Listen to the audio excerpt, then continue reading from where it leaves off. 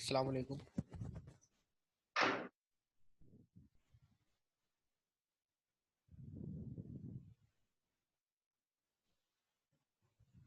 अस्सलाम वालेकुम, मेरी आवाज़ आ रही है आप लोगों को?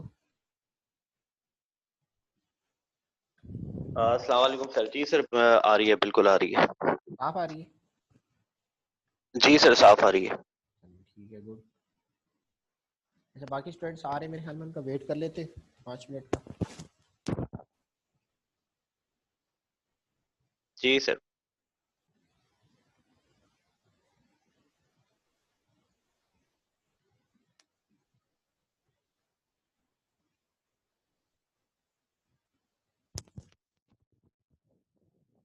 अच्छा, इसरार।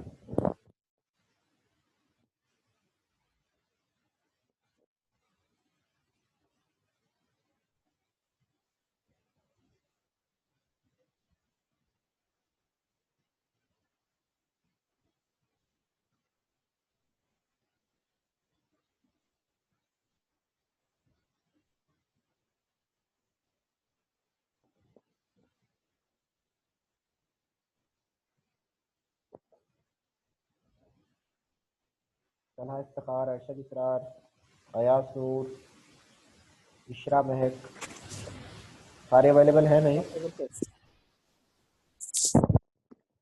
Yes sir. उस्मान अकबर है, उस्मान अकबर। वालेकुम सर। वालेकुम सलाम। क्या उर्तुगरुल देख रहे हो आजकल ज्यादा? क्या उस्मान? सर असल में वाइफ के हेल्प से ना ऑनलाइन आता हूँ ना, इस वजह से। की बात, जॉब वही है एबट पे? जी सर, एबर्ट में अल्हम्दुलिल्लाह। वो है वो नसर उस्मानी साहब, ये छोड़ गए?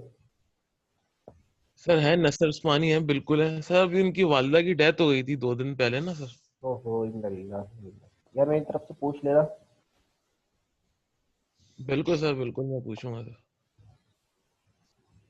मेरे तो क्लास फेलो है, वो मेरे सीनियर हैं समझो, अप्लाइड केमिस्ट्री हाँ, के वो। वो जिक्र होता है आपके बारे में उनसे ना। अच्छा,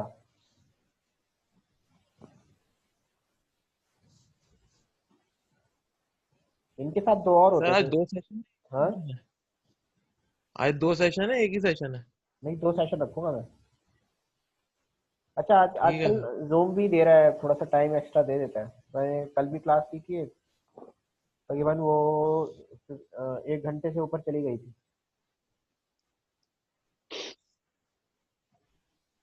सर मैंने ना 11:30 बजे के बाद मैंने जाना है सर एक जगह ना, तो मैं उसके बाद फिर अवेलेबल नहीं होऊंगा सर।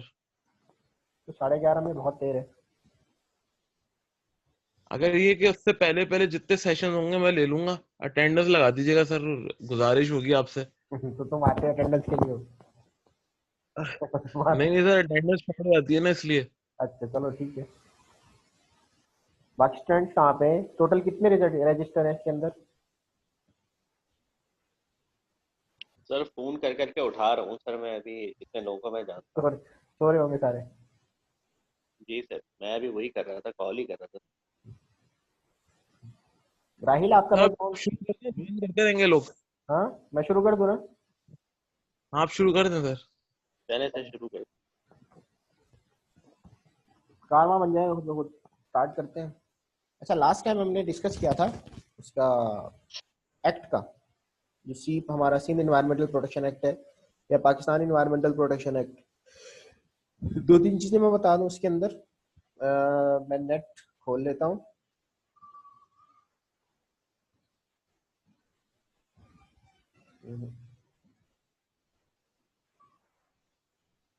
शेयर स्क्रीन का ऑप्शन। ठीक है, मैंने नेट खोला है, और इसके अंदर जो है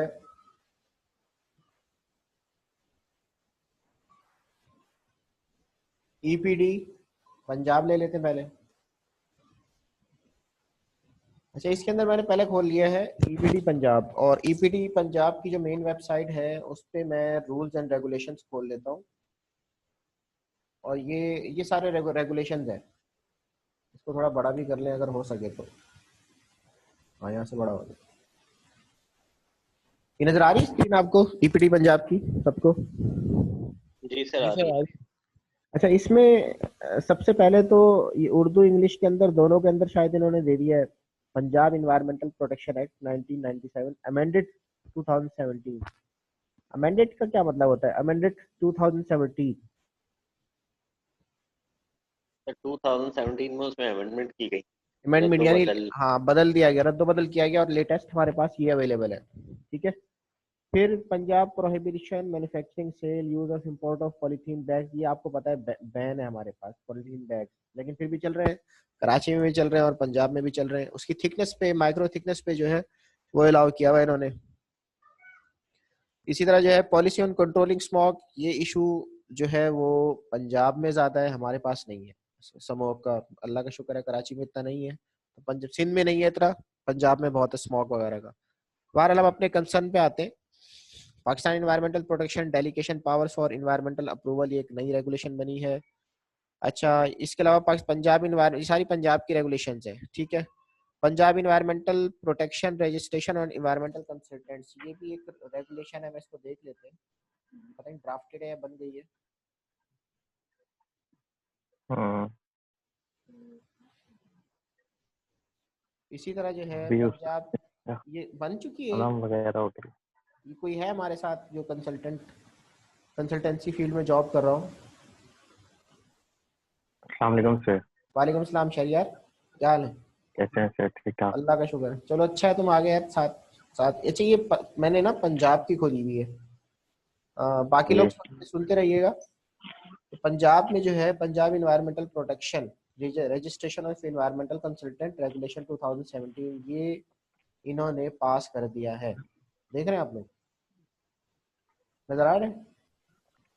ये शेयर करूं? आ रहे हैं नजर सर। नजर आ रहे हैं? सबको नजर आ रहा है? जी जी। जी सर आ रहा है। अच्छा, इन्होंने नोटिफिकेशन निकाला है 9/8/2017 को। ठीक है, government of Punjab environmental protection department. तो शायद सिंध में भी हो जाए, अभी तक हुआ तो नहीं है। ये देखें, ये निकाला है। ये मैं इसको तो ऐसे शॉर्ट डिस्कस कर रहा हूँ क्योंकि मैं भी छोटी मोटी कंसल्टेंसी कर लेता हूँ, और ये हमारे साथ शहरियार हैं, वो भी एक कंसल्टेंसी फर्म में जॉब कर रहे हैं। तो ये इन्होंने निकाला है, रेगुलेशन में भी cited as Punjab environmental protection registration of environmental consultant regulation, और ये एप्लीकेबल हो चुकी है मेरे ख्याल में, ऐसा ही है ना? नहीं सर, ये एप्लीकेबल अभी नहीं हुई। तो पास तो कर दिया इन्होंने। पास कर दिया है, लेकिन अभी तक रजिस्ट्रेशन जो है वो इसके ऊपर नहीं हुई। अच्छा, चलें इसको फिर फर्दर डिस्कस करेंगे ये। इसी तरह हमारा NEQS के हवाले से पंजाब, सॉरी ऐसी पंजाब में होगा पंजाब इन्वायरमेंटल क्वालिटी स्टैंडर्ड्स। ठीक है, PEQS, ये भी मैं न्यू शेयर कर देता हूँ। दोबारा हम वेबसाइट पे चले जाते हैं। वेबसाइट नजर आ रही है सबको? जी सर आ जी रही सर। है। ठीक है। फिर PEQS फॉर ड्रिंकिंग वाटर, इसको भी हम डिस्कस करेंगे आगे। PEQS for motor vehicles exhaust and noise, Punjab environmental quality standard for ambient air के हवाले से दिया हुआ है इन्होंने। नॉइस के हवाले से दिया हुआ है Punjab environmental quality standards for treatment of liquid and disposal of biomedical waste. ये मेरे ख्याल में हमारे पास सिंध में ऐसा कुछ नहीं है, या सिंध वालों ने जो है वो सेवरेज वेस्ट के अंदर दिया हुआ है। Punjab environmental quality standard for industrial gaseous emission, ठीक है। बायोसेफ्टी रूल्स हो गए, हॉस्पिटल वेस्ट मैनेजमेंट रूल्स हो गए, इन्होंने काफी सारे बना लिए, पहले नहीं थे। पंजाब पॉलीथीन बैग रूल हो गया, हॉस्पिटल वेस्ट मैनेजमेंट हो गया, provincial sustainable development fund utilization, इन्होंने यूटिलाइजेशन भी बना लिए है, स्मार्ट रूल भी बना लिए हैं, IEEE रेगुलेशन भी है इनके पास, सर्टिफिकेशन इन्वायरमेंटल लेबोरेटरीज ये भी मौजूद है, इन्वायरमेंटल ट्रिब्यूनल भी मौजूद है। ठीक है। और इसके बाद इन्होंने फर्दर गाइडलाइंस भी साथ में इशू कर दिए हैं। Regulation of disclosure environmental information citizen engagement, और ये इसके बाद सारा आ गया। अच्छा, हमारा कंसर्न जो है वो लास्ट टाइम हमने डिस्कस किया था, मैं सिंध वाला भी खोल लेता हूँ, EPD सिंध।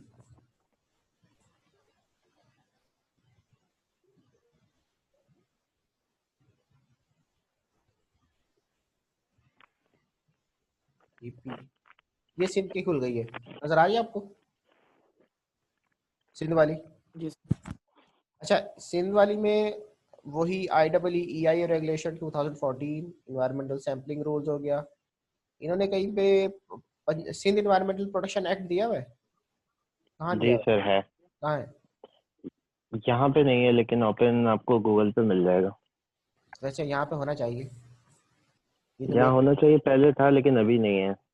अच्छा ठीक है। SCQS हो गया 2016, इसके अंदर सिंध इन्वायरमेंटल क्वालिटी स्टैंडर्ड्स, सारे स्टैंडर्ड्स मौजूद हैं। हैजार्डस सब्सटेंस रूल है, हैजार्डस सब्सटेंस रूल पंजाब में भी आ गया है। Sindh environmental protection admin penalty rule, जिसके तहत पेनल्टी लगती है। प्रोटेक्शन ट्रिब्यूनल रूल है, हॉस्पिटल वेस्ट मैनेजमेंट रूल है, लेबोरेटरी सर्टिफिकेशन रूल है, और इसी तरह प्लास्टिक प्रोडक्ट्स पे है, स्मार्ट रूल है, और सिंध सस्टेनेबल डेवलपमेंट फंड्स है। तो हम इसको डिस्कस करते हैं। पहले मैं खोल लूँ कोई इन्वायरमेंटल प्रोटेक्शन का रेगुलेशन, हमारे सारे। अस्सलाम वालेकुम एवरीवन। वालेकुम अस्सलाम जीशान। सॉरी सर, आपको थोड़ा लेट ज्वाइन किया, कोई बात बहुत नवाजिश सर। नहीं। ये पंजाब का है। अस्सलाम वालेकुम सर। वालेकुम अस्सलाम। अमजद, पंजाब का तो इतना साफ साफ भी नहीं है, ये तो अमेंडेड है।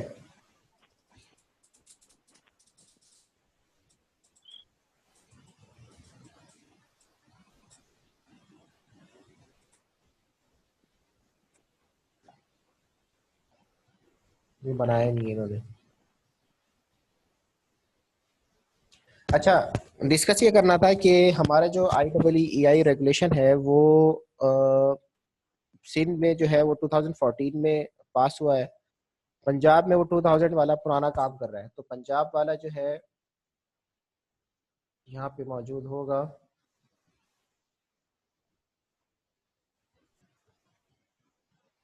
अच्छा, ये न्यू शेयर कर देता हूँ मैं।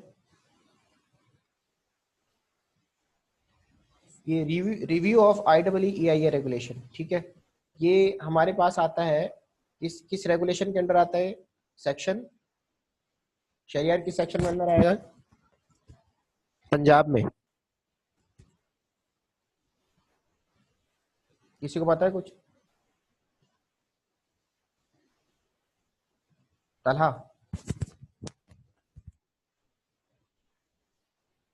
नहीं पता।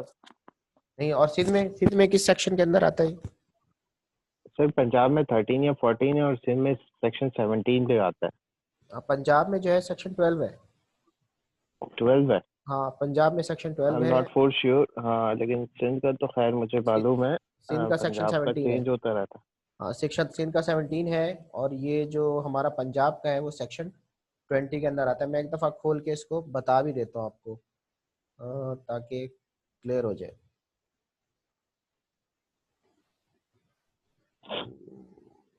यार स्क्रीन एक तो खोलना मुश्किल है यहाँ पे, व्हाट्सएप।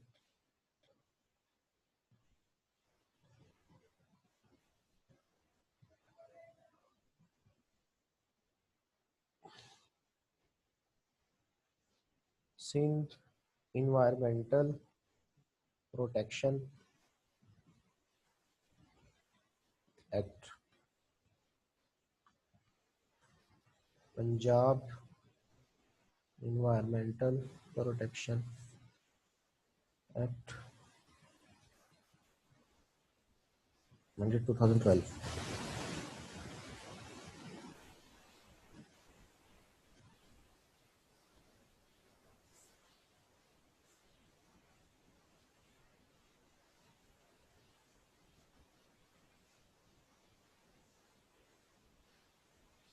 अच्छा, शहरी वालों ने, एक मिनट में ऐड कर लूँ सबको।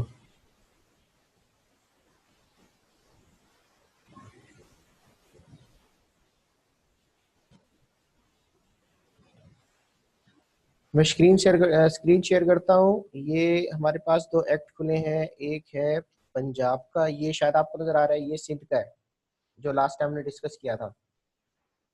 इसको बड़ा करना है मैंने। ये बड़ा कहाँ से होगा? सर नीचे ऑप्शन आएगा जूम का।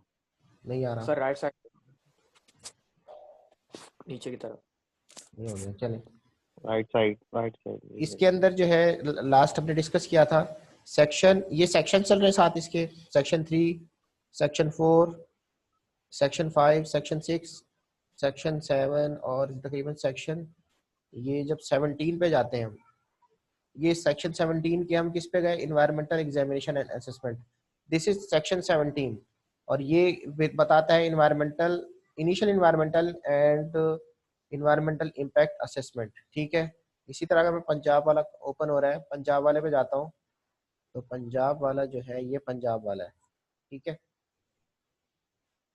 पाकिस्तान पंजाब वाला जो है, पंजाब का जो इन्वायरमेंटल प्रोटेक्शन एक्ट है ये 1997 में ही पास हो गया था। यानी जिस वक्त पाकिस्तान का आया था ना, इन्होंने उसी वक्त इसको एडॉप्ट कर लिया था। लेकिन यहाँ पे जो है अमेंडेड वर्जन आया था 1812 के अंदर, यानी 2012 के अंदर यहाँ पे इन्होंने अमेंडेड वर्जन दिया था। तो इसको हम देख लेते हैं, ये सेक्शन दिए हुए इन्होंने टाइटल के साथ, कंटेंट जो है, सेक्शन 1 किसके बारे में है, सेक्शन 2 किसके बारे में। अब यहाँ देखिएगा सेक्शन 12 है, अगर 12 पे आएंगे ना तो 12 पे लिखा है initial environmental examination and environmental impact assessment. ठीक है, तो यहाँ पे सेक्शन पंजाब में जो है वो सेक्शन 12 में चल रहा है और सिंध में जो है ये सेक्शन 17 के अंदर है। बलूचिस्तान में किस में, कुछ आइडिया है बलूचिस्तान में? बलूचिस्तान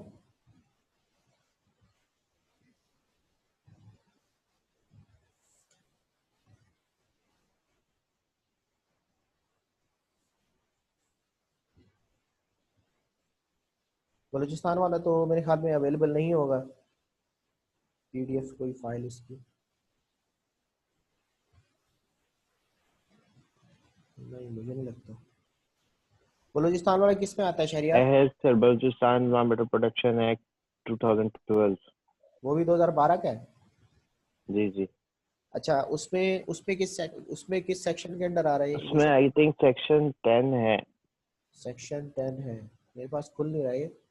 आपके Balochistan environmental protection act 2012। Environmental protection act 2012 है, गुड, 2012 है। और अगर मैं इसको खोल रहा हूँ, नीचे वाला, ये बिल जो लिखा हुआ है, जी बिल।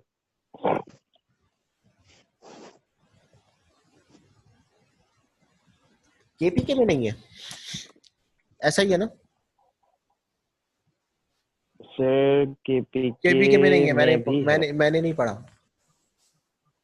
मैंने 3 पढ़े हैं, सिंध का पढ़ा है, सिंध इन्वायरमेंटल प्रोटेक्शन एक्ट इनका अपना जो प्रोविंशियल है, पंजाब इन्वायरमेंटल प्रोटेक्शन एक्ट इनका अपना है, बलूचिस्तान इन्वायरमेंटल प्रोटेक्शन एक्ट नहीं है, ये बिल के नाम पे इन्होंने इशू किया है, बिल है वो। अच्छा, उसके अंदर सेक्शन जो है, जैसे मैंने आपको बताया, मैं स्क्रीन शेयर कर देता हूँ। अगर हम पंजाब के अंदर देखें तो याद रखिएगा ये 12 सेक्शन के अंदर आता है, ये सेक्शन नंबर 12।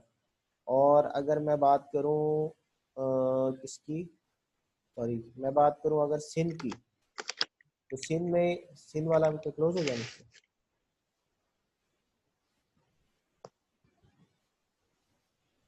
हाँ, सिंध में आता है ये, सिंध वाला, ये सिंध एनवायरमेंटल प्रोटेक्शन एक्ट जो है वो 17 में आता है। बलूचिस्तान वाला जो है वो ओपन हो रहा है, बलूचिस्तान वाला शायद 10 में आता है। तो ये 3 है, यानी जो सेक्शन है ये रेगुलेशन कहलाता है। सॉरी, एनवायरमेंटल प्रोटेक्शन एक्ट है, इसके जो हम एक्सप्लेन करते हैं फर्दर इसके सेक्शन से, वो सेक्शन जो है इसकी रेगुलेशन बन जाती है, यानी act are further explained by regulation. मेरी बात समझ में आ रही है?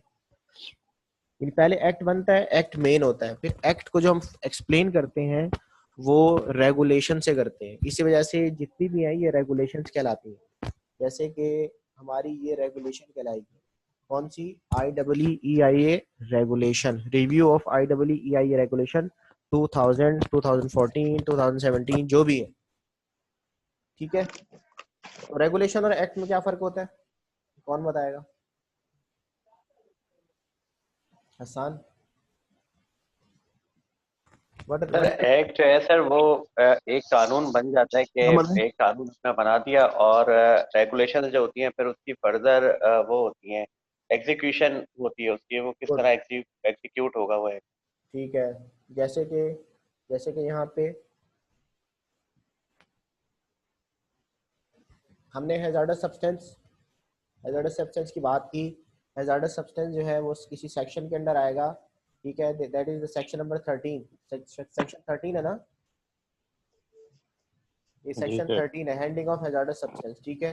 तो अब ये तो सेक्शन 13 हो गया। अब इसको जब हम इसको फर्दर इसकी जो एक्सटेंशन होगी, कैसे इसकी इम्प्लीमेंट करनी है, इसके अंदर क्या क्या डॉक्यूमेंट्स रिक्वायर्ड होंगे, इसके लिए क्या चीज़ होनी चाहिए, उसकी जो एक्सप्लेनेशन है वो हम रेगुलेशन एंड रूल्स के थ्रू करते हैं, ठीक है। Rules and regulations are the explanation of the section of the act, यानी रूल्स एंड रेगुलेशन जो बनाए जाते हैं वो एक्ट की एक्सप्लेनेशन होती है, एक्ट को कैसे इम्प्लीमेंट करना है। तो सेक्शन 13 हमारे पास है हैंडलिंग ऑफ हैजर्डस सब्सटेंस, यानी subject to the provision of this act no person shall generate import, मैं इसको ऐड कर लूं, कोई भी पर्सन इंपोर्ट नहीं करेगा, जनरेट नहीं करेगा, कलेक्ट नहीं करेगा, कंसाइन नहीं करेगा, ट्रांसपोर्ट नहीं करेगा, ट्रीट नहीं करेगा, डिस्पोज ऑफ नहीं करेगा hazardous waste until and unless they got the license issued by the agency, ठीक है। क्योंकि हमने इंटरनेशनल ट्रीटी को, कन्वेंशन को, प्रोटोकॉल को, कोड को या उसको हमने साइन किया हुआ है, and that government is the party of that signature. तो अब ये इसके तहत जो बनाया गया है वो बनाया गया है हैजार्डस सब्सटेंस रूल 2014, यानी सेक्शन 13 को फर्दर एक्सप्लेन करने के लिए कि आपने हैंडलिंग हैजार्डस सब्सटेंस कैसे करना है, उसके लिए उन्होंने रेगुलेशन बना दी जिसको हम कहते हैं हैजार्डस सब्सटेंस रूल। इसी तरह IEEIA जो है वो फर्दर एक्सप्लेन होता है, ये सेक्शन 17 है, initial environmental examination and environmental impact assessment, no proponent of a project shall commence construction और ऑपरेशन, ठीक है, दोनों। अच्छा मुझे एक बात बताइए, इसमें यहाँ पे उन्होंने बात लिखी है, no proponent of a project shall commence construction और operation unless he has filed with the agency an initial environmental examination और एनवायरमेंटल इंपैक्ट असेसमेंट। इसका क्या मतलब है जी? सर कोई भी प्रोजेक्ट डेवलपर जो है वो अपने प्रोजेक्ट को कंस्ट्रक्ट या ऑपरेट उस वक्त तक नहीं कर सकता जब तक वो अपनी इनिशियल एनवायरमेंटल एग्जामिनेशन स्टडी या environmental impact assessment study conduct ना करवाए और उसे डिपार्टमेंट से एनवायरमेंटल प्रोटेक्शन एजेंसी को सबमिट ना अप्रूवल ना ले ले जी। और अगर कोई कर देता है तो सर उसमें भी ये है कि कंस्ट्रक्शन हो जाए अगर, तो यहाँ पे और करके ऑपरेशन लिखा हुआ है कि ऑपरेशन पे रुक जाए वो, यहाँ पे थोड़ा सा प्रोविजन लगनी चाहिए, बिल्कुल वायलेशन लगनी चाहिए ना। यही चीज अगर मैं पंजाब वालों में देखो, वहां शायद और नहीं लिखा हुआ, देखे पंजाब वाले में, देखें सर। देखते हैं सेक्शन 12, ये बाकियों को पता नहीं समझ में आ रहा नहीं आ रहा। सेक्शन 12 6 7 8 9 10। और सर जो पंजाब में भी एनओसी इशू की जाती है ना, उनको भी कंस्ट्रक्शन और ऑपरेशन फेज दोनों की जाती है, और अगर कोई EIA IEE पे नहीं लेता है एनओसी तो जाहिर है फिर तो EMP बेसिस पे नहीं EMP वहाँ पे और नहीं, जब EMP बेसिस पे नहीं तो फाइन भी लगता है। वहाँ EMP नहीं है, क्या नाम है, EMP नहीं है, वहाँ EMP नहीं है, वहाँ पे सीधा फाइन है, आप जो है वो वायलेशन पे करें, क्योंकि मैंने वहाँ पे 1 2 3 EIA बनाई थी, तो वो कंस्ट्रक्शन वो फुल ऑपरेशन में थी, तो उनके ऊपर वायलेशन लगा था। बहरहाल यहाँ पे लिखा है no proponent for project shall commence construction of, हाँ यहाँ पे भी कंस्ट्रक्शन और ऑपरेशन है, until unless he has filed with the agency an initial environmental project, लेकिन उन्होंने थोड़ा सा इसको एक्सप्लेन किया हुआ है, ठीक है। तो बहरहाल ये बात याद रखिएगा। आज मैं थोड़ा सा बता दूं कि IEEE क्या होती है। अच्छा EIA क्यों कहा जाता है, IEEE क्यों कहा जाता है। अच्छा उसमें जो है क्या नाम है, दुबई में और ही चक्कर है, दुबई में there is no initial environmental examination, वहाँ पे सिर्फ EIA की जाती है। और उसके लिए होता ही है कि जो भी कंसल्टेंट होता है वो प्रोपोनेंट की तरफ से लिख के देता है कि ये प्रोजेक्ट है, ये प्रोजेक्ट है, इसकी जो है वो आप हम क्या जमा कराएं। ठीक है, तो बहरहाल यहाँ पे जो है, एक मिनट, मुझे जरा 2 मिनट दीजिएगा।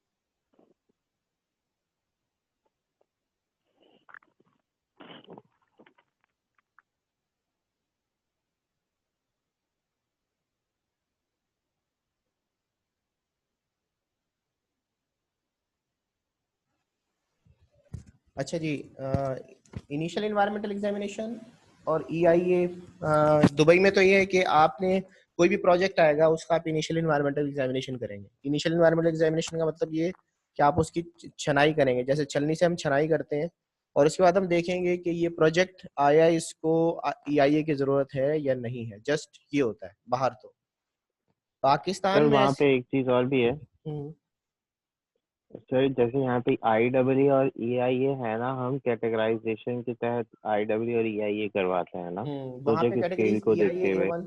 हाँ सही है। वहाँ पर जो है जस्ट EIA होता है, लेकिन EIA के अंदर कैटेगरी A, कैटेगरी है, हाँ, कैटेगरी B और कैटेगरी कैटेगरी C C भी है, है। बिल्कुल बिल्कुल है। तो वो तो कैटेगरी, वो उस कैटेगरी के तहत काम करते हैं, लेकिन हम्म करते इम्पैक्ट असेसमेंट ही है। होता है इम्पैक्ट असेसमेंट ही है। ठीक है, गुड, ये मैंने पढ़ा हुआ है उसके ऊपर भी। बहरहाल ये हमारे यहाँ IEE और EIA है। अच्छा, एक और भी सिंध ने निकाला हुआ है जिसको हम कहते हैं, वो भी सेक्शन 17 के अंदर ही आता है, जिसको हम सेक्शन 17 कह रहे हैं ना यहाँ पे, इन्वायरमेंटल एग्जामिनेशन एंड असेसमेंट, जिसके अंदर IEE EIA होगी। और इसके उन्होंने फर्दर एक्सप्लेन किया हुआ है इन्वायरमेंटल चेकलिस्ट से, जो कि आप लास्ट टाइम हसान पूछ रहे थे, पता नहीं कौन पूछ रहा था। अच्छा, रेगुलेशंस के अंदर जब हम मैं जाएंगे, पूछ रहा था। कौन, अमजद? अच्छा, सिंध में जो है वो चेकलिस्ट का भी है, पंजाब में चेकलिस्ट नहीं है। तो चेकलिस्ट आता इसी सेक्शन 17 के अंदर है, यानी आपने जब फाइल करेंगे तो वो लिखेंगे सेक्शन 17 के अंदर ही। तो इन्वायरमेंटल एग्जामिनेशन एंड असेसमेंट तीनों चीजें अब याद रखिएगा। No proponent of a project shall commence construction और ऑपरेशन। कोई भी प्रोपोनेंट जो है, प्रोपोनेंट किसे कहते हैं? जो कि प्रोजेक्ट स्टार्ट करने जा रहा है, जिसका प्रोजेक्ट है, मालिक। ठीक है, who intends to undertake a project। Proponent की डेफिनेशन ये होगी, who intends to undertake a project, a person, वो शख्स जो कि कोई भी प्रोजेक्ट लगाने का इरादा रखता हो, उसको हम प्रोपोनेंट कहते हैं। तो कोई भी प्रोजेक्ट जिसकी इंटेंशन हो किसी भी पर्सन की, वो प्रोपोनेंट कहलाएगा।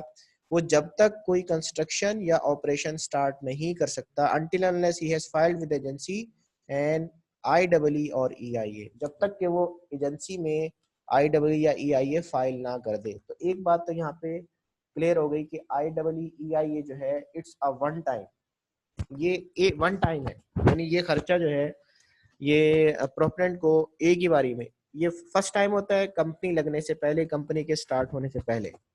This it comes under the section of 17।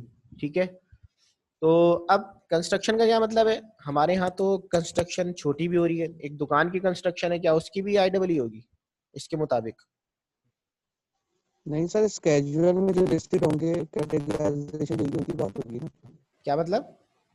Sir cost पे जैसे डिपेंड करता है, किसी प्रोजेक्ट की कॉस्ट पे। स्केड्यूल बनेगा ना सर, हाँ हाँ, उनके अंदर जो डिफाइन है, जो इंडस्ट्रीज लिखी है, उन्हीं की कंस्ट्रक्शन की बात होगी ना। नहीं, ये बिल्डिंग्स भी तो बन रही हैं, बिल्डिंग्स बन रही है, मॉल्स बन रहे हैं, प्लाजा बन रहे हैं, इन बिल्डिंग भी सब तो की IEE IEE के रूल में लिखी हुई है ना। तो लिखी हुई है, बिल्कुल लिखी हुई है। तो हम सर कॉस्ट पे डिपेंड करता है, किसी प्रोजेक्ट की कॉस्ट लाइक अगर वो 50 लाख से ज्यादा होगी तो वो जो है ना EIA करवाएगा अगर उससे काम हो, उसमें भी कैटेगरी है, लाइक टेक्सटाइल सेक्टर है, एग्रीकल्चर है, पोल्ट्री है, व्हाटसएवर। तो आई थिंक सो ये उस मैं बिहाफ पे है ठीक है, इसको। वो आपके पास है, जो भी इंडस्ट्रियल एक्टिविटी होगी उसकी आईडब्ल्यू या ईआईए होगी, वो फर्दर देखेंगे। कोई भी इंडस्ट्रियल एक्टिविटी होगी, अरे तो टाइम गुजर गया इतनी जल्दी। अच्छा, कोई भी इंडस्ट्रियल एक्टिविटी होगी उसके लिए आईडब्ल्यू या ईआईए करेंगे आप। छोटा प्रोजेक्ट है तो आईडब्ल्यू, वो छोटा प्रोजेक्ट क्यों कह रहे हैं हम Shahriyar? Sir small project depend किस करता है, सेंस में देखिए करते हैं? सर इसमें नेचर ऑफ प्रोजेक्ट क्या है, प्रोजेक्ट स्केल कितना बड़ा है, उसकी प्रोजेक्ट कॉस्ट कितनी आ रही है, ये ठीक तीनों है, फैक्टर्स इन्वॉल्व होते हैं। अगर प्रोजेक्ट स्केल काफी बड़ा है, लाइक कोई टेक्सटाइल यूनिट, वर्टिकल यूनिट लगा रहे हैं, लाइक कोई आप पेट्रोलियम इंडस्ट्री बना रहे हैं, तो this is impact assessment normally की जाएगी। Based on cost. आपका क्या ख्याल है, कॉस्ट पे बेस करेगा? सिर्फ कॉस्ट पे बेस करेगा? नो सर, सिर्फ कॉस्ट पे नहीं करेगा, ये नहीं सर, ये इसके कॉस्ट पे बेस नहीं इम्पैक्ट करेगा, ये के ऊपर बेसिकली भी करेगा। केमिकल डिस्चार्ज और गैसेस इमिशन पे बेस करेगा मेरे एनवायरमेंटल ख्याल में। एस्पेक्ट पे भी करेगा ना, कि कितने सीवियर है। Good. Sir nature of industry. Nature of industry, अच्छा। Airport is not an industry. Sir बिल्कुल है सर। एयरपोर्ट इंडस्ट्री है। एनवायरमेंटल इम्पैक्ट है सर लेकिन बिजनेस तो कर रहे हैं ना सर, हाँ, पैसे तो बिजनेस कमा रहे पैसे कमा हैं, रहे हैं, और गंदगी आपको तो पता है, फैला रहे हैं ना सर वो भी। हाँ ये बात सही है। लेकिन अच्छा, जब हम एयरपोर्ट देखें, एयरपोर्ट बनना है किसी जगह पे तो हम उसकी क्या करेंगे अकॉर्डिंग टू द रेगुलेशन? ये हम पढ़ते हैं भी। मैं सिर्फ पहले मैं आपको ना थोड़ा सा EIA आइडिया, करेंगे सर, क्या करेंगे? EIA करेंगे ईआईए करेंगे। आईडब्ल्यू क्यों नहीं करेंगे? सर। प्रोजेक्ट एरिया काफी बड़ा हो जाता है इसमें। गुड। कॉस्ट बहुत ज्यादा है इसकी, इम्पैक्ट्स देखें, याद रखिएगा। कोई भी प्रोजेक्ट होगा तो उसकी हम 3-4 चीजें, ये पिछली दफा इमरान साबिर साहब थे तो वो तो माशाल्लाह ईआईए की एनओसी देते हैं। मैंने उनसे पूछा, मैंने कहा हम एनओसी जो दे रहे होते हैं तो वो जो इन्वायरमेंटल इम्पैक्ट्स हम चेक कर रहे होते हैं वो किस बेस पे होती है? खाली कॉस्ट पे होती है? शुरू में तो ये कॉस्ट पे आई थी, कनाडा के अंदर कॉस्ट पे हुआ था। जितने भी बड़े बड़े प्रोजेक्ट्स इतनी कॉस्ट के होंगे, 10 करोड़ मिलियन के होंगे या जो भी है, जितने डॉलर्स के लगेंगे, तो इंटरनेशनल रेगुलेशन आई थी कि इस कॉस्ट पे जो है जितने प्रोजेक्ट लगेंगे उसकी इन्वायरमेंटल इम्पैक्ट असेसमेंट होगी, यानी उसके लगने से पहले उसकी इम्पैक्ट असेसमेंट चेक की जाएगी, असेसमेंट की जाएगी इन्वायरमेंटली। तो फिर उसके बाद ये फर्दर एक्सप्लेन हुआ, कॉस्ट बेस आ गया, उसके एडवर्स इन्वायरमेंटल इम्पैक्ट्स बेस्ड आ गया। तो मैं आपको 3-4 चीजें बताऊंगा जो कि हेल्पफुल होंगी। देखिए, एक तो हमारा कॉस्ट फैक्टर है, बिल्कुल है, कॉस्ट बेस्ड भी है बहुत सारे प्रोजेक्ट्स। घी कंपनी है, ऑयल एंड घी कंपनी है, अगर वो 10 करोड़ से कम है तो उसकी आईडब्ल्यू होगी, ऐसा ही है ना शहरियार? जी सर। और अगर वो 10 करोड़ से ज्यादा की है तो उसकी ईआईए 10 करोड़ से ज्यादा की ईआईए होगी, 10 करोड़ से कम की तो आईडब्ल्यू होगी। मैं आपको दिखा दूंगा उसके अंदर। लेकिन कुछ प्रोजेक्ट्स होते हैं जो कि कॉस्ट बेस्ड नहीं होते, उनका ताल्लुक कॉस्ट से होता ही नहीं है। जैसा कि एयरपोर्ट, एयरपोर्ट तो आप देखेंगे ना, जस्ट उसके बोलेगा एयरपोर्ट, यानी एयरपोर्ट जहां पे भी लगेगा, चाहे वो छोटी कॉस्ट का हो चाहे बड़ी कॉस्ट का हो, चाहे वो जिना टर्मिनल बने कराची का, चाहे वो बहरिया टाउन के अंदर छोटा सा एक एयरपोर्ट बन जाए, दोनों की सूरत में जो है वो कॉस्ट हम उस पर कंसिडर नहीं करेंगे। ऑल दो एयरपोर्ट बनाना बहुत महंगा काम है। तो ये होगा हमारा इन्वायरमेंटल इम्पैक्ट बेस्ड। इसी तरह शहरियार कोई जहन में आ रहा है और ऐसा प्रोजेक्ट जो कि कॉस्ट बेस्ड ना हो? सर बहुत सारे ऐसे टर्मिनल्स लगते हैं, ठीक है, जो पूरी मैन्युफैक्चरिंग नहीं होती है, जस्ट टर्मिनल्स होते हैं, स्टोरेज टैंक्स होते हैं। तो रेगुलेशन के तहत वो कॉस्ट बेस्ड नहीं होता है, वो इम्पैक्ट बेस्ड होता ठीक है। है, तो उसकी हमेशा अगर अभी आईडब्ल्यू होती मैं है? उसकी हमेशा EIA होती है। उसकी हमेशा आई थी। ठीक है, एक और चीज भी बताता हूँ मैं आपको। पेस्टिसाइड कंपनी, पेस्टिसाइड, पेस्टिसाइड यहाँ कराची में तो इतनी पेस्टिसाइड की नहीं है, पंजाब में पेस्टिसाइड कंपनी का मैंने 3-4 जगह काम किया है। तो पेस्टिसाइड ऑलवेज लाई इन ईआईए, उसमें कॉस्ट लिखी नहीं है उन्होंने।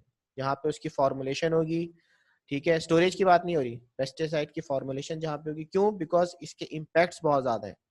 तो चाहे आप छोटा सा यूनिट बनाए चाहे बहुत बड़ा यूनिट बनाए, कॉस्ट आपकी 10 करोड़ से ऊपर जा रही है, 20 करोड़ से ऊपर जा रही है प्रोपेनेंट की, चाहे वो आपके 1 करोड़ में लग रहा है, तो वो ये कॉस्ट बेस्ड नहीं है, इम्पैक्ट बेस्ड है। इसी तरह एनर्जी पे आ जाती है जब, तो एनर्जी में भी शहरियार हमारे पास कुछ है, कुछ किलोवाट्स पे, अगर इतने किलोवाट्स जी जी जी सर, एनर्जी में है। अगर आप 50 किलोवाट, वो सॉरी मेगावाट मेगावाट से पे नीचे का कोई जनरेशन कर रहे हैं तो IEEE में है, आईडब्ल्यू होगा। और उससे ऊपर में जा रहे हैं तो फिर वो ये है, ये में। तो ये हमारे पास 3-4 एरिया आ रहे हैं। एक तो हमारा कॉस्ट तो बेस्ड, सर ये जी जी, पावर जनरेशन में मतलब फ्यूल बेस भी कुछ होता है क्या? किस बेस होता है? मतलब एक फ्यूल बेस, एक तो अभी इन्होंने मेगावाट में बता दिया ना, देखिए अब कोयला, अगर मेगावाट। अगर आप कोयला जला रहे हैं तब तो ये ईआईए में जाएगा। ऐसा हुआ है, अभी एक केस फंसने वाला था, मुझे पता चला था, मैं उसके एक्सपर्ट कमेटी का मेंबर बनने वाला था। बहरहाल वो उसका कोई जवाब नहीं आया, तो वो था ये कि जो पता चला वो कोयला जला रहे हैं, तो कोयला अगर जला रहे हैं तो अल्टीमेटली जब उसको फ्यूल बर्न करेंगे, अगर वो के इलेक्ट्रिक की उस पे, तब तो नहीं होगा। लेकिन अगर उसको हम कोल बर्न कर रहे हैं तो अल्टीमेटली उसके एयर एमिशन इतने ज्यादा होंगे तो वो ईआईए में चले जाएंगे। सही, ठीक है, ठीक है सर। डिपेंड करता है। सर थर के अंदर इतने सारे कोल प्लांट्स लगे हुए हैं ना, एक दो तो ऑपरेशन में भी आ गए हैं, एक दो ऐसे हैं कि जो अभी कंस्ट्रक्शन फेज में हैं, तो उन सब की ये हुई भी है। सबकी ईआईए बिल्कुल, क्योंकि कोल बेस्ड है। तो बताने का मकसद ये था कि कोई भी इसकी डेफिनेशन याद कर लीजिएगा। इन्वायरमेंटल इम्पैक्ट असेसमेंट होता क्या है ये तो हम बाद में देखेंगे। फिलहाल मैं बता देता हूँ कि ईआईए कौन कराएगा और क्यों की जाएगी, why it is necessary under section 17। याद रखिएगा ये सेक्शन 17 लिखा है, पंजाब में ये सेक्शन 12 के अंदर है। Section 12 of Punjab environmental protection act 1997 amended 2012 version, ऐसे लिखा जाता है। यहाँ पे हम लिखते हैं इन सेक्शन 17 ऑफ सीप एक्ट, यानी सिंध इन्वायरमेंटल प्रोटेक्शन एक्ट का जो सेक्शन 17 है, उसके तहत जो है प्रोपरेंट जो है या कंपनी जो है वो जो है IEE या EIA फाइल कर रही है। अब वो जमा क्यों कराएगी, उसकी IEE EIA इटसेल्फ क्या होगा, बताने का मकसद ये है कि जब तक हम कंस्ट्रक्शन या जब तक हम ऑपरेशन स्टार्ट नहीं कर सकते कोई भी, जब तक कि हम एजेंसी से उसकी अप्रूवल या EPA से उसकी अप्रूवल ना ले लें, कंसर्न EPA चाहे वो बलूचिस्तान की हो, चाहे वो पंजाब की हो, चाहे वो सिंध की हो। अच्छा, इस पे बाज़ दफ़ा बहस होती है कि एक बंदा है जिसने 40 मंजिला बिल्डिंग खड़ी की। ऐसा हुआ है, अभी एक एक्सपर्ट कमेटी के अंदर गया था मैं, प्रोपरेंट का नाम नहीं लूंगा मैं, तो उसमें ये हुआ था कि उसने तकरीबन कोई बेसमेंट डाल ली थी और कंस्ट्रक्शन कर ली थी, उसके बाद पार्किंग तक का भी एरिया डाल दिया था उसने। तो अब प्रोपोनेंट ने अप्रूवल ली नहीं और बिल्डिंग खड़ी कर दी। इसका मतलब किस सेक्शन की वायलेशन की है उसने?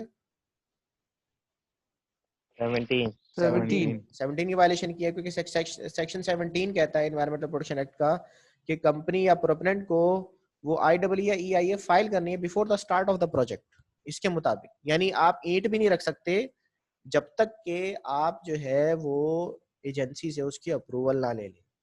अब वो NAD की भी एक प्रोफेसर आई हुई थी, कराची यूनिवर्सिटी की भी एक PhD डॉक्टर आई हुई थी, तो अब उन्होंने कहा डायरेक्टर जनरल के सामने कि इन्होंने तो कंस्ट्रक्शन शुरू कर दी है और यहाँ पे ऑलरेडी ट्रैफिक का प्रॉब्लम है, पार्किंग इन्होंने कुछ दी भी नहीं है। तो जब TIA और ट्रैफिक इम्पैक्ट असेसमेंट में बात हो रही थी उसकी, तो उन्होंने कहा कि ये कंस्ट्रक्शन यहाँ पे होनी नहीं चाहिए थी। तो DG साहब ने कहा कि हमने कंस्ट्रक्शन रुकवा दी है। तो उन्होंने कहा कंस्ट्रक्शन का रुकवाना is not a solution of that problem.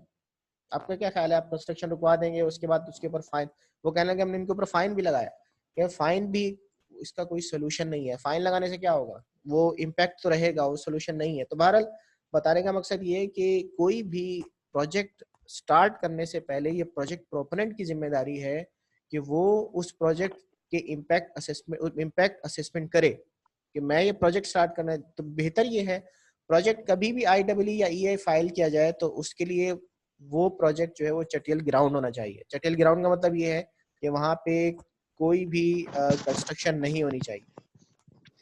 Sir एक चीज ऐड करना चाहूंगा।